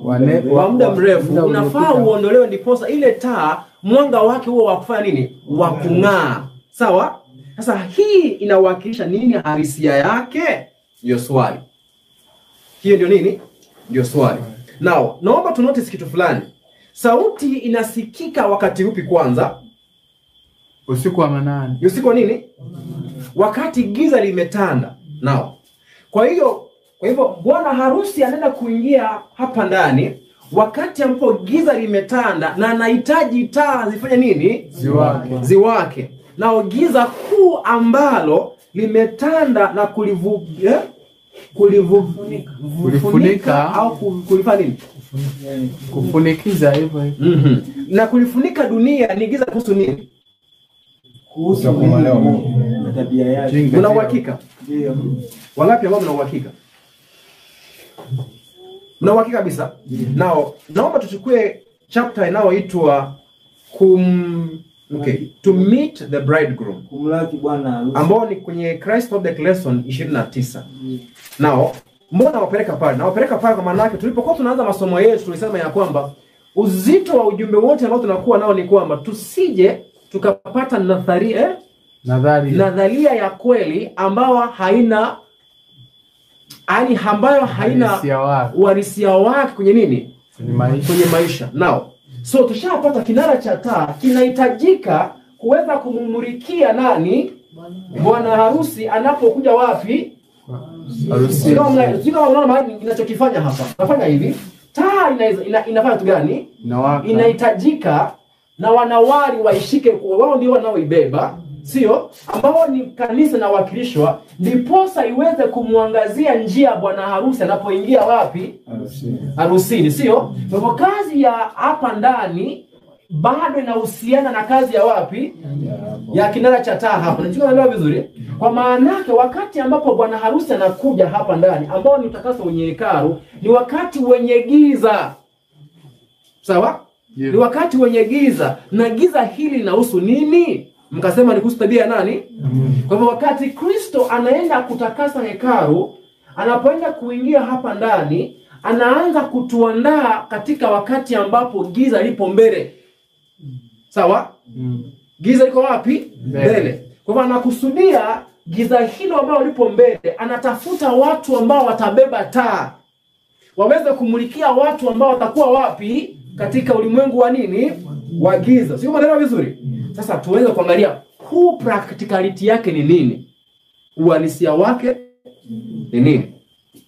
Ndiposa tusije tukakuwa hapa mbele kama watumishi tunahubiri tabia ya Mungu. Wakina Mzengoi hapa mnatoa fedha zipeleka ujumbe kwa kuhubiria watu tabia ya Mungu, alafu tunafikiria sasa hapo tumeangaza nini? Ulimwengu. Tumeangaza taa. Ijapokuwa hiyo ni sehemu moja, lakini huwa inakuwa ni sehemu ndogo.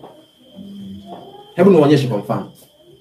Christ Object Lesson, ukurasa wake kama sijakosea ni kama sijakosea ni 415. Inaosema hivi, Agatoni ukinisaidia mbio mbio. It is the darkness of misapprehension of God. Ni giza la Christ Object Lesson Mungu vibaya. 415. It is the darkness of misapprehension of God. Ni giza la kumwelewa Mungu vibaya. That is enshrouding the world. Ndilo linalofunikiza ulimwengu. Now, sikizeni vizuri. Kwa hivyo unapoona bwana harusi anakuja katikati ya usiku, anakuja wakati ambapo dunia itakuwa imeingia katika giza kuu la wakati wa mwisho. Sio maneno vizuri. Kwa hivyo dunia hii, poleni, amani na wewe juu yako, sio? Aya, naomba tutulie tena. Tuendelee. Wakati ambapo upo mbele yetu ni wakati ambapo kuna giza kubwa ambalo liko wapi? Mbele yetu. Kwa hiyo Mungu anatafuta watu ambao watamsaidia kubeba nini? Taa. Sawa? Twende mbele na kusema. Tunajua giza hili ni kuhusu kutomuelewa nani? Mungu. Kutomuelewa Mungu. Kwa hivyo unapoangalia sheria ya Jumapili inapoenda kuja mbele, nini iko mbele hapo? Ni giza, kutomuelewa nani? Kwa hivyo unapoona watu watachukua panga, waanze kulazimisha watu wafanye ibada, ni uwakilisho wa hiyo giza. Kwa maana watakuwa naifanya kwa niaba ya nani? Shetani. Kwa shetani. Wanafanya kwa niaba ya Mungu. Hati. Kwani giza imefanywa kwa kumwakilisha Mungu tena? Kwani wao yani mmepishana. Iko hivi. Yale wanaoshika taa ndio ameuliza mhubiri wanafanya kwa niaba ya nani? Sicho alichouliza mwalimu. Wale watakaopitisha amri ya Jumapili wanasema wanamsaidia nani? Hiyo ndio point yangu. Lengo lao wanamfanyia Bwana nini? Kazi. Sio kama naelewa vizuri. Hiyo ndio ambayo Kristo anaizungumzia kwenye kitabu cha Yohana 16. Kwamba watafanya haya wakijua wanamfanyia nini? Mungu kazi. Hiyo ndio giza ya mwisho. Sawa? So Mungu anatamani apate watu ambao giza hili linapokaribia watabeba taa tofauti. Ndio maana kauza asubuhi hiyo taa ni kupanda miche ya matunda. Hapana. Lakini hiyo na sehemu yake. Sio kama naelewa vizuri. Hiyo ina sehemu yako, maana yake nakupatia mazingira mazuri jinsi ambavyo mnaambia na mwalimu ya kutusaidia kushirikiana na yeye afinyange tabia hiyo ndiposa iende kumulikia watu wengine. Sio kama naelewa vizuri. Kwa hivyo kila kitu kina nafasi yake. Sio kama nipata. Kwa hivyo vitu vingine ni muhimu kwa maana ni kitu ambacho Mungu amepeana kutusaidia yeye aweze kutimiza kazi yake ndani ya maisha yetu, lakini cha msingi anachokitaka ni kwamba kwenye mazingira hayo na mambo hayo yote unayoyafanya, usikose kujua wajibu wako kwa wakati huo unapokuwa katika mazingira yako. Siko tunaelewana vizuri jamani? Na ndio maana niwaambie, makafiri wengi wako mashambani. Ndio. Makafiri wengi wako wapi? Sijui mnajua kwamba kuna watu wa Amerika tayari washaanza kutoka mashambani, yani kutoka mijini, wanaanza kutafuta mahali pa kujificha. Ndio. Ambao kabisa wao hawajui mambo ya sheria ya Jumapili. Wanaangalia tu kwamba mambo haendi nini. Sawa. Wanaanza kufanya nini? Kuondoka. Wengine wameanza kuingia Tanzania hapo. Sio? Hawaelewi nini kinachoendelea. Lakini sizeni vizuri. Wanapotoka kule bado bunduki wanabeba. Ndio. Mimi ni rafiki yangu mmoja kutoka Amerika. Alipokuja Kenya akasema ya kwamba wanapojiandaa kuhusu sheria ya Jumapili, wa Sabato wengine Amerika wanatafuta hata bunduki za kuja, sio kwenda kuua mtu.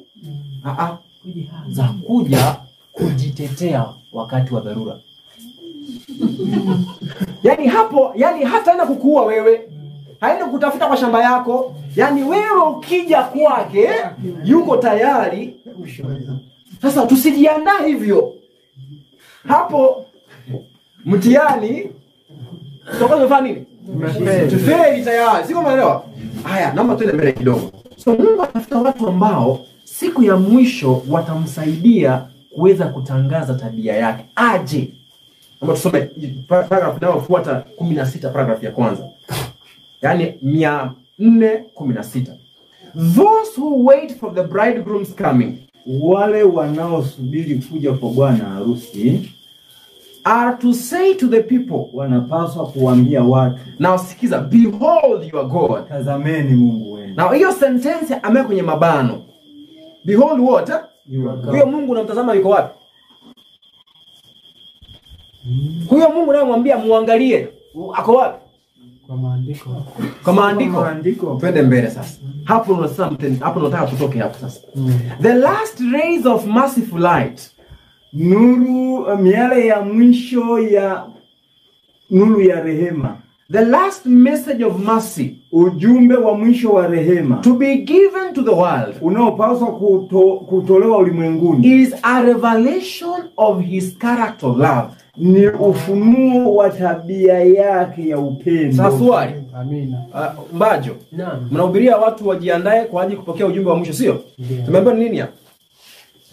Ni mafunuo ya tabia yake mpya. Tabia yake inafunuliwa wapi? Inafunuliwa wapi? Kwa sisi Sasa sikiza vizuri. Now, nateremka chini 4:17. Ni chapter ndefu sana. Mimi nataka tu nikupatie vipengele ambavyo nimevijifunza. Naomba tuteremke chini 4:17, kama sio paragraph 2 ni paragraph 3.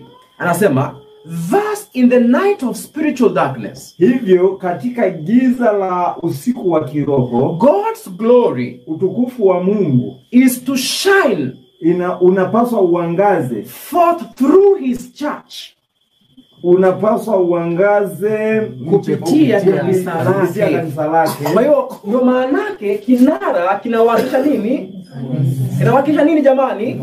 Kanisa. Wakati ambapo giza litakuwa limetanda katika ulimwengu, Mungu anatamani kwamba nuru yake iangaze kupitia nini? Kanisa. Ina swali. Hiyo kanisa itakuwa na headquarters wapi? Sasa leo ikifika, headquarters itakuwa wapi? Jengo la ibada? Hayatakuwa. Kwa maana yake hata uhuru wenyewe wa kukaa pamoja hivi hautafanya nini? Hata kuwepo. Lakini kanisa itaendelea kuwepo. So litakuwa linangaza aje?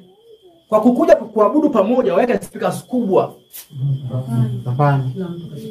Kila mtu ata sehemu yake ataangaza nuru, sio? Swali aje? By revealing. Twende mbele. Tuteremke chini kidogo. Aha. Hiyo tumemaliza ni imefunika. Sawa. Naomba tuangalie kitu fulani ambacho ni cha msingi hapa. Baada ya hapo chini anasema hivi. All around us, vyote kutuzunguka, are heard the wails of a world's sorrow. Yani yani tumezungukwa na sauti ya dunia ambayo imejaa sauti za huzuni. Sawa? Alafu nasema hivi, on every hand, kila upande are the needy, kuna wahitaji and distressed. na waliokata tamaa. It is ours, Ni sisi to aid in relieving and softening life's hardship and misery. ni sisi tunaopaswa kuwasaidia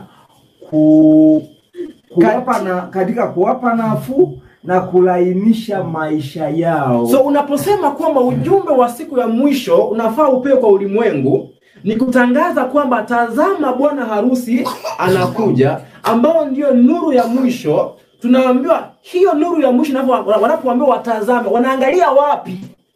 Wanaangalia washiriki wa kanisa lake. Wanaangalia matendo, yani wanafaa waione kwa matendo ya wale ambao watakuwa wanauwakilisha kanisa la Mungu wakati huo. Sio maneno vizuri. Naomba tusikie nukuu inayofuata. Anasema hivi, practical work, kazi ya kivitendo, practical work will have far more effect than mere sermonizing. Kazi ya kivitendo itakuwa na nguvu zaidi ya kazi ile ya tu ya kuhubiri ya maneno. Sio maneno vizuri. Kwa hivyo sasa hapo kuna point ya msingi. Hapo haweki kando kuhubiri. Sawa?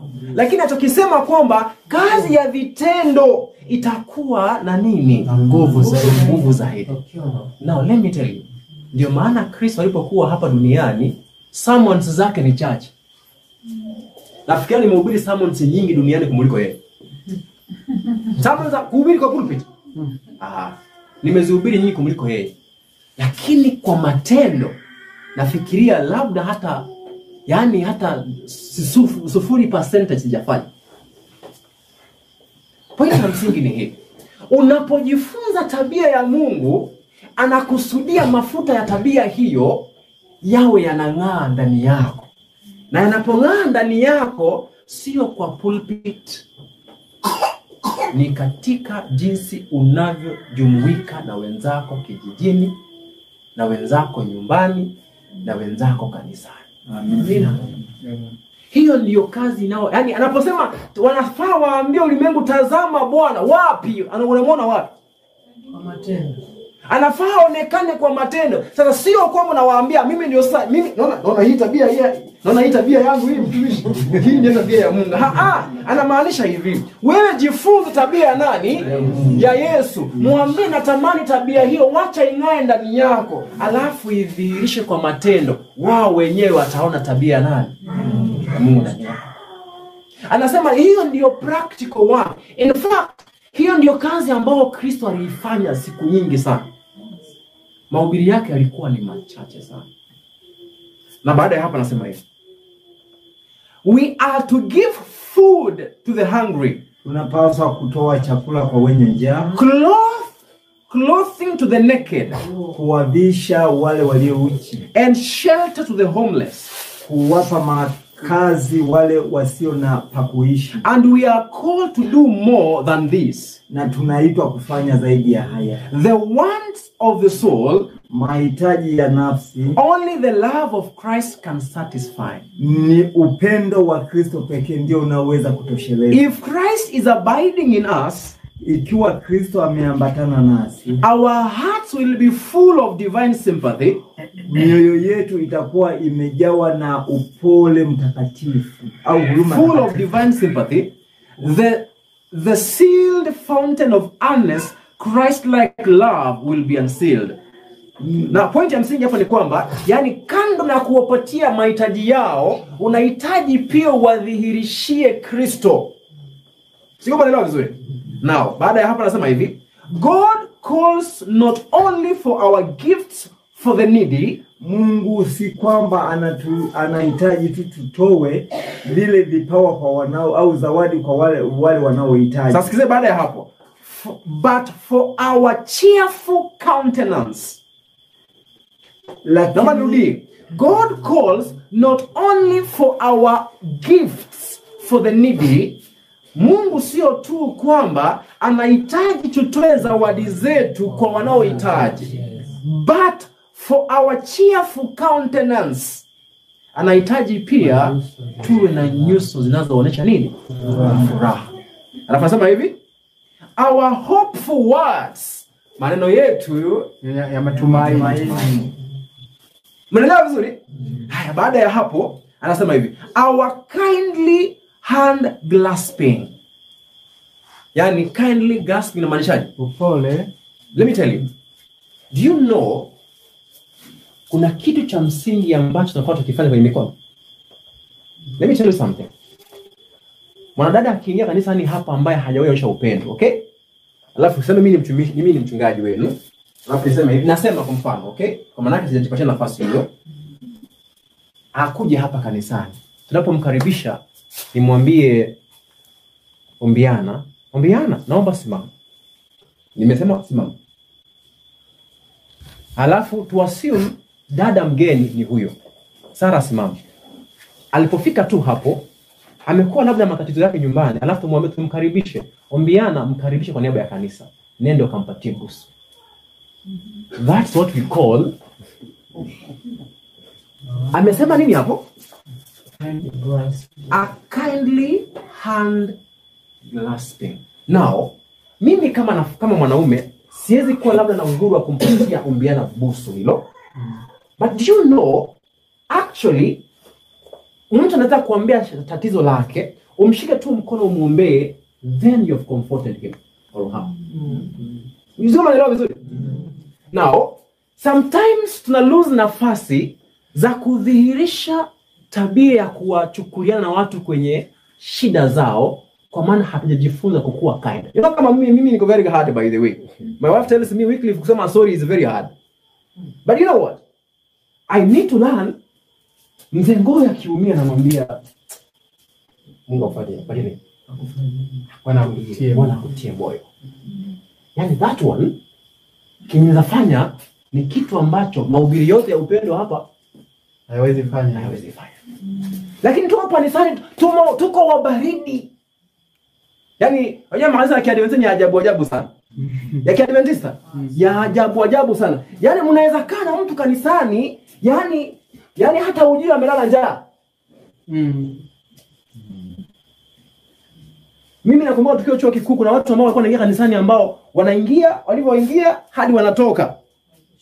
Hamuna hata mtu mmoja ambaye amemsalimia. Mpaka wanaenda wapi? Nyumbani.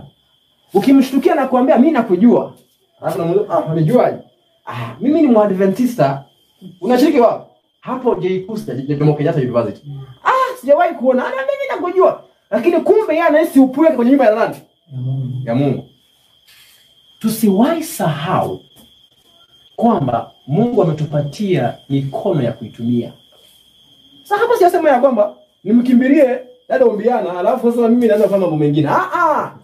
Tumia hekima ya Bwana. Kuna mtumishi mmoja aliyekuwa anasema ya kwamba alipokuwa anafanya huduma alijifunza kupatia mtu nafasi ya kuona upendo wa Mungu katika maneno kutoka mhukumu, lakini pia kwa kuwapatia nafasi ya kubusiwa na wanawake wao. Kwa mfano, mke wangu si yupo. Si lazima nimwambie nikuja kwenda kubusu dada mke wa Joeli. Naweza ita mke wangu nimwambie nenda ukampatie busu la Bwana. Mke wangu atafanya kwa niaba yangu. Amen. Sio maana vizuri? Yes. So kama mimi sitakuwa comfortable kwa maana labda tuko kwenye umri mmoja na mambo mengine hata anaweza ingia, tutumie hekima ya Bwana, common sense. Mtu asiingie nyumba ya Bwana alafu anapata upweke tu. Ndio maana nafikiria napenda mtumishi mmoja sitamtaja jina. Yeye anapokuwa anahubiri, anapoona mtu mgeni akiingia, lazima amkaribishe. Yaani tunaendelea kuhubiri hivi alafu ndugu anayewa kanisani anamwambia, "Karibu ndugu Ezra." Tunaendelea kuhubiri. Unahisi umekaribishwa kwa nyumba ya Bwana? Sio kama neno vizuri. Yaani hapa Mungu anahitaji practical of showing that unajali mtu mwingine ambaye ameingia kanisani. Yaani kwa mfano, hebu nisikae sana tu hapa. Kwa maana muda nafikiri muda unayoma kwa kweli. But now kuna point ya msingi hapa niwaambie. Mungu pia anahitaji tuwe na sura zenye furaha. Mimi ni wale watumishi, some of you mnafikiria sisi tuko hivi jinsi ambavyo mnavyotuona. Mimi nakumbuka, mimi ni wale ambao tulikuwa tunaangalia jamaa anaitwa Jeremiah Davis. Na simaanishi kwamba anachokifanya ni kibaya. Sisi ni wale ambao tulikuwa tunaiga mitazamo ya watumishi mashuhuri.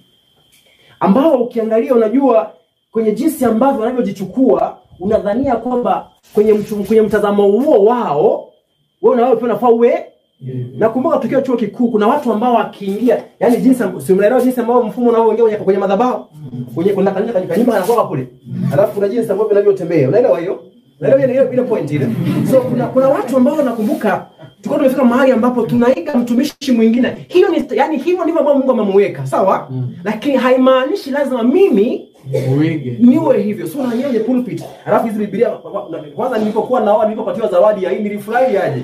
Sasa na ni kubwa. So ukiweka hapo unapotembea, jamaa the moment ameanza kuhubiri hapa, the moment anaanza kuongea, unasikia Jeremiah Davis kwa sauti.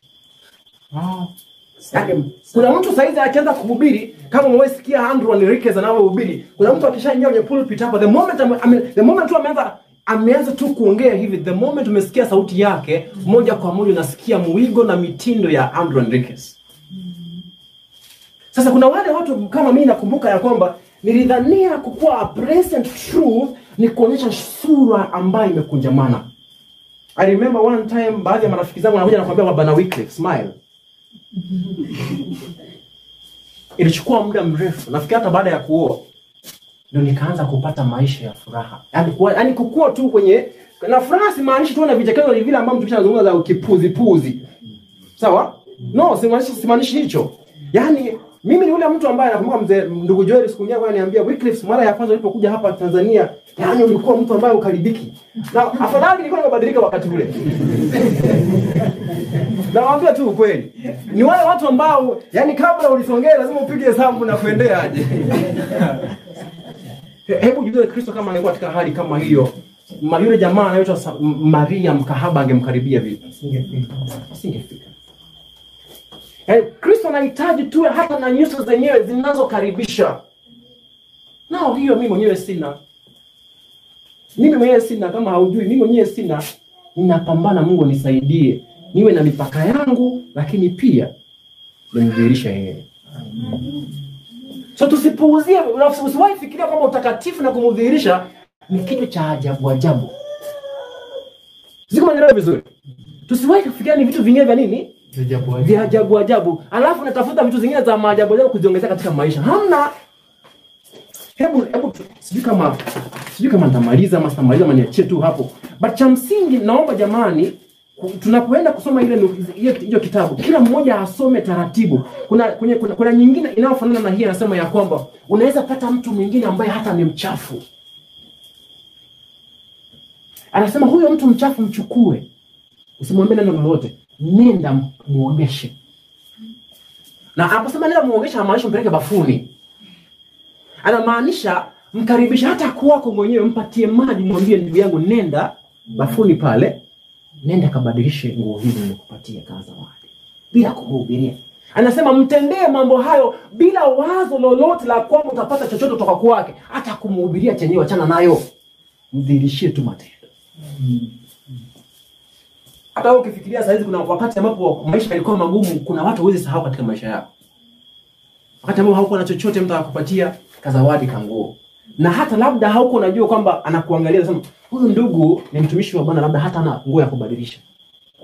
Alafu anakupatia zawadi. Inaweza kuwa zawadi ambayo labda kwake inaweza kuwa labda haitakuwa ya hali kidunia, lakini anapokupatia kwenye moyo wake wote, niko labda siwezi sahau katika maisha yangu. Kwa nini? Walinyosha mkono wakati nilikuwa na uhitaji. Hivyo ndivyo vitendo ambao Mungu anahitaji siku ya mwisho vidhihirisho. Kabla mwishoni sijaenda kusema Baba wasamehe, lazima nilikuwa nimewapenda. Sio mtu anaona jamani. Anapomalizia kwenye nukuu hiyo anasema hivi. Tulisoma hii okay. Naomba tusome point fulani hapa. Anasema hivi. There are many from whom hope has departed. Kuna wengi ambao katika hao tumaini limetengana nao. Bring back the sunshine to them. rejesha kwao tumaini. tumaini. Many have lost their courage.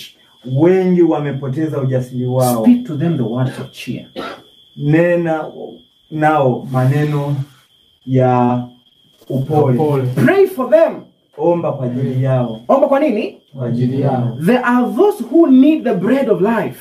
Kuna wale wanaohitaji mkate wa uzima. Ambao ni neno hili, sio? Alafu anasema hivi, read to them from the word of God. Soma kwao na wasomee neno la Mungu. Na wasikizeni vizuri. Upon many is a soul sickness which is no earthly palm can reach nor physician heal. Juu ya wengi kuna ugonjwa wa nafsi ambao hakuna zeli ya kidunia inayoweza kuwafikia wala daktari kuwaponya. Naomba ni point fulani. Anasema kwamba kuna wengi ambao matumaini yamefanya tu gani? Nakumbuka siku moja tukiwa na Joeli kule Kenya, mkutano wa mwisho tulipokuwa. Ndugu fulani akaja kwenye mkutano.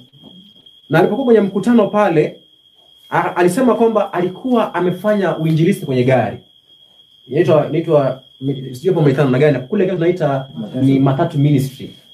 So alipokuwa anahubiri kule kwenye gari, alipofika, nafikiria ilikuwa ni siku ya jioni kwenye Ijumaa, tunapoenda kulala akapata sema kwamba ndugu yake amepata accident. So akaingia kwenye chumba tulichokuwa tunalala. Rafiki yake mwingine akawa sasa wanazungumza, kwa maana ni watu wanatoka kwenye sehemu moja. Nikasikia anamwambia hivi, nimekaa tu hapo kando. Namwambia hivi, anaitwa baba Muombi ama baba nani? Akamwambia, umechokoza shetani.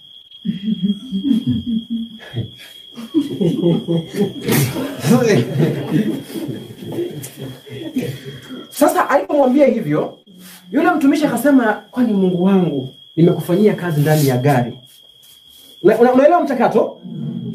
Alafu anasema Mungu akusaidia. Alafu yule anasema, unajua huyo ndio ndugu yangu pekee. Yaani mimi sasa nimekaa hapo kando najiuliza nani anayesaidia mwingine hapa sasa? Sisi kama naelewa vizuri. Kwa maana yake unaweza kuwa mtu anapitia shida, badala umpe maneno ya kumsaidia, unamshusha zaidi. Hayo ni mtumishi mwenzake. Yaani ikaniumiza moyo, kabisa nikamwambia, pole, naomba tuombe.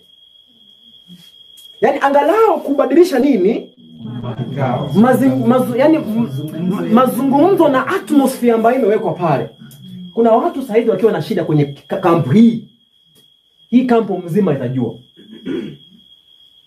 Yaani nakwambia kuna mtu saizi tuseme kama ni ndugu James, yaani shida imtokee saa hii. Yaani nawaambia hii kampu mzima itakuwa tutagonjeka. Kwa maana atatuambukiza. Najua kuna mahali nimeenda, tusiwe watu, kuna mafunzo tumejifunza hapa kuhusu afya ya akili. Tusiwe watu wanaopenda kutafuta huruma. Kwa maana yake lazima ujiwe katika muktadha ambao mtu anaona kama unasumbuka, unateseka katika hali fulani, ndiposa hisia zile zako za kukua empty uone zimekaa massage vizuri. Tusiwe watu aina hiyo. Watu na mizigo yao mingi ya kubeba. Unajua unapotembea na watu katika maisha haya unaanza kujifunza kwamba mimi niko sawa. Watu wana shida. Sasa hiyo haimaanishi ya kwamba tusikaribiane kutiana nini?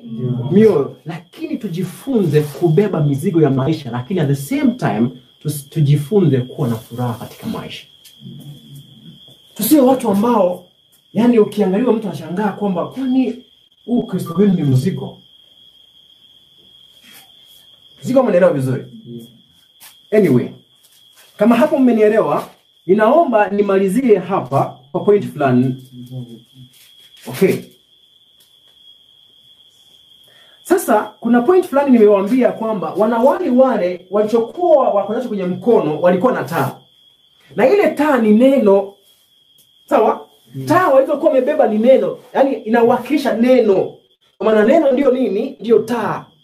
Sawa? Lakini kilichokuwa kimekosa ni mafuta. Sawa?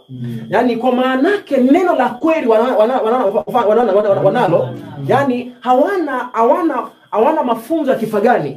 Wana kweli kwenyewe, kweli ya neno la Bwana safi. lipo, lakini mafuta hayapo. Ndiposa nabii anasema hivi, naomba tusikie sentensi fulani iliyo hapa. Hiyo sentensi naomba kidogo tu niipate. Tunasema fulani hapo.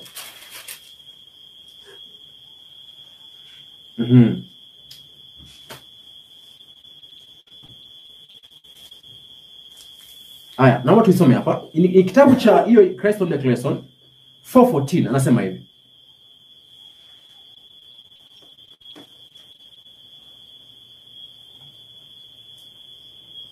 So the followers of Christ, hivyo wafuasi wa Kristo, are to shed light into the darkness of the world. Wanapaswa kuangaza nuru katika giza la ulimwengu. Through the Holy Spirit. Kwa njia ya Roho Mtakatifu. God's word, neno la Mungu, is a light. Ni nuru. As it, hapo ndio msingi Hilda. Huu ndio msingi wa point, msingi wa muhimu hapa. Through the Holy Spirit. Kwa njia ya Roho Mtakatifu. Kwanza nini? Roho nini? Mtakatifu. Now, God's word, neno la Mungu, is a light. Inakuwa ni nuru. Sasa hapo sikizeni vizuri baada ya hapo. As it becomes, kwa kadri inavyokuwa, a transforming power in life. Nguvu ibadilishayo katika maisha. Ni wakati upi neno la Mungu inakuwa taa? Ni wakati kwa Roho, wakati kupitia nguvu ya Roho inakuwa ni nguvu inayobadilisha maisha ya yule apokeaye. Now let me tell you, it doesn't matter haya yote nimeyashika kwenye akili kiwango kipi. Haijalishi tabia ya Mungu nimeikunywa kwa kikombe kipi. Hadi wakati kanuni ya ile nini?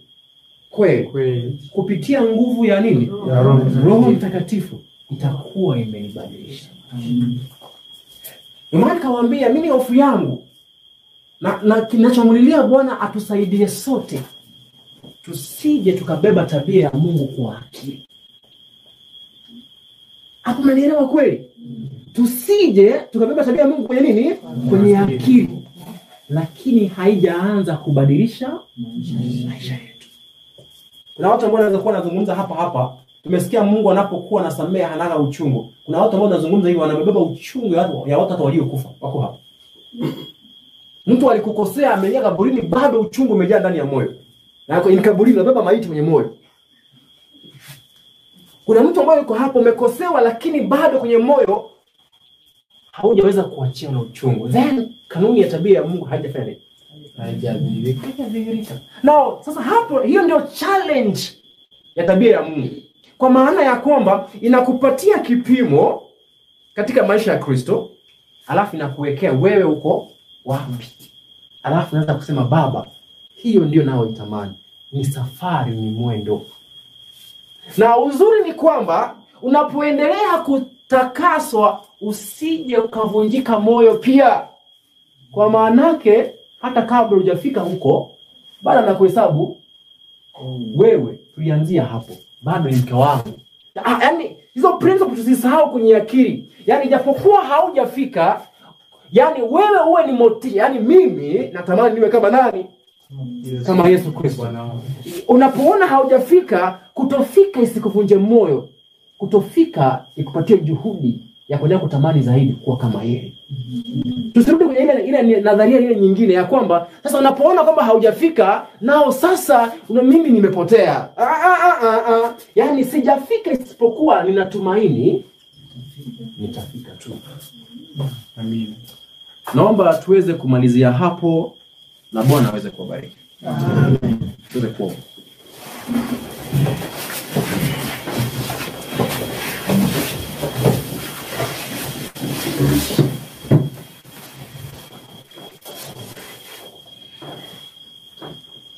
Baba mwema unayetupenda, haya yote tutajifunza makusudi ya kuweza kujua mapenzi yako na tamanio lako juu ya maisha yetu.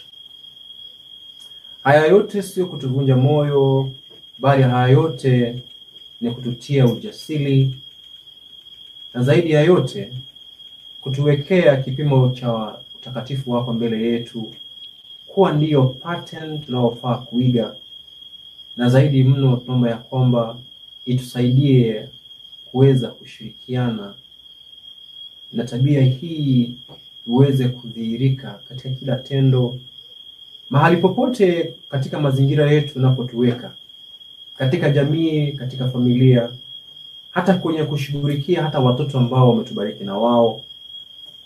Iwe ni fursa ambayo hataipoteza kudhihirisha tabia hii nzuri ya ajabu ambayo tumejifunza. Tunapopungukiwa, tusije tukakata tamaa. Tusije tukamruhusu yule shetani anayezungumza kwenye akili zetu akatufanya tukaweza kupoteza imani na wewe, kwa kuweza kuhofia kwamba utatutenga mbali na wewe. Lakini tuendelee kumtazama Kristo na kafara yake, ambao kwa kweli ndio kimbilio chetu. Kuwa nasi tunakwenda kupumzika, utuamshe na utuburudishe usiku mzima. Toma haya kwa Kristo ni Bwana wetu.